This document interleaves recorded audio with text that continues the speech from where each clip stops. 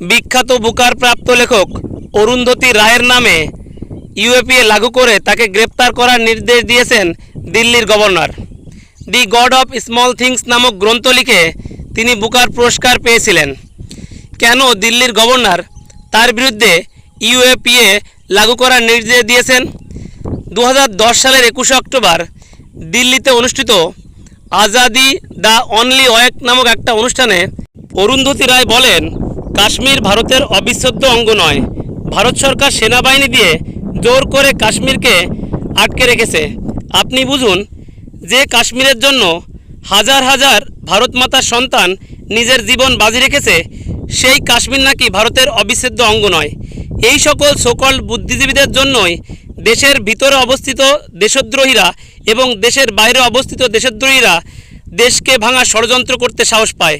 এমন নতুন নতুন তথ্য পেতে অবশ্যই সাবস্ক্রাইব করে